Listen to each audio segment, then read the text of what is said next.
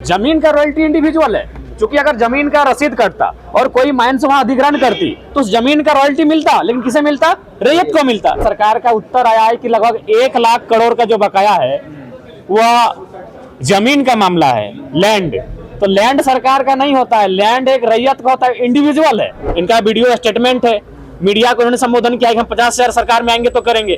तो भावनाओं से क्यों खेला जा रहा है? कि जीएम लैंड की रसीद अगर काटी जाएगी तो माइंस में जो जमीन का अधिग्रहण होता है, और आज जो सरकार 1,36,000 करोड़ का दावा कर रही है वो इंडिविजुअल पैसा है, वो सरकार का भी खजाना नहीं है। ये बहुत बड़ा विषय है। माननीय सदस्य सरयू राय जी ने सवाल किया है कि 1,36,000 करोड़ जो आपका बकाया है वो किस किस विभाग से बकाया है। उसमें सरकार का उत्तर आया है कि लगभग 1 लाख करोड़ का जो बकाया है वह जमीन का मामला है, लैंड।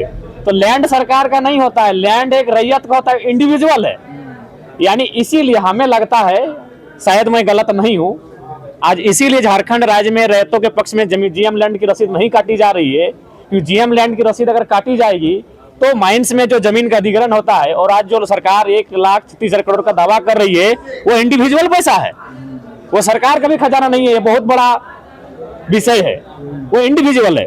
क्योंकि उसमें उसको आप पढ़िए, माननीय सरयू राय जी ने सवाल किया है, सरकार ने उत्तर दिया है कि उसमें से मैक्सिमम जो पैसा है वो जमीन संबंधित पैसा है, और जमीन सरकार का नहीं, जमीन रैयत का होता है। इसीलिए इस राज्य में जीएम के लैंड का रसीद नहीं काटा जा रहा है, जो कि इस राज्य के लोगों के साथ बहुत बड़ा छल किया जा रहा है।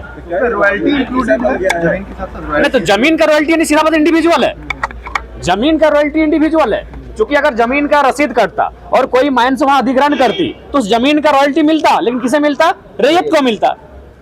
तो ठीक है, उसके बाद अगर ठीक है, अभी मान के चलिए अगर रैयत को ना मिल रहा है तो सरकार को अगर मिल रहा है, तो सरकार अगर निर्णय ले रही है तो हमें लगता है सरकार केवल कह रही है। जब एक विधायक होने के नाते हम उनका समर्थन करते हुए कहें कि चलिए कल से कोयला बंद करते हैं, धरने पर बैठते हैं, तो उनके वो मुख्यमंत्री अटपटा बयान देते हैं। यानी वो संवेदनशील नहीं है, वो गंभीर नहीं है इस राज्य को लेकर। अगर गंभीर होते तो उनको खुद कहना चाहिए था कि हम सरकार होने के नाते विपक्ष के लोगों से भी आह्वान करते हैं कि इस विषय में हमारा सहयोग किया जाए, ताकि सरकार के खजाने में उतनी बड़ी राशि आए जिससे राज्य का बेहतर हो सके। लेकिन कल तो मुख्यमंत्री धनबाद में कह रहे हैं कि अब कोयला रोकना होगा। वो कहते हैं, जब धनबाद जाते हैं तो धनबाद जैसा बात करते हैं, गिरिडीह जाते हैं तो गिरिडीह से बात करते हैं, और फिर रांची आते हैं तो माननीय बन के आराम से ठाट बाट करते हैं।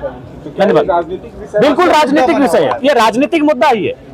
अभी पारा शिक्षकों का मामला लीजिए, कल मैंने सवाल उठाया, सवाल को उत्तर भी मैंने सार्वजनिक कर दिया है अपने सोशल मीडिया के प्लेटफॉर्म पर।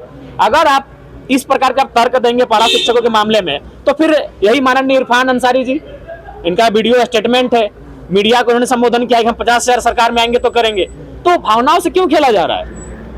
और सारे संवेदनशील मामले प्रक्रियाधीन है, प्रक्रियाधीन है, प्रक्रियाधीन है।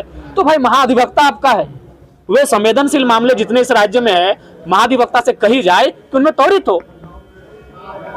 धन्यवाद।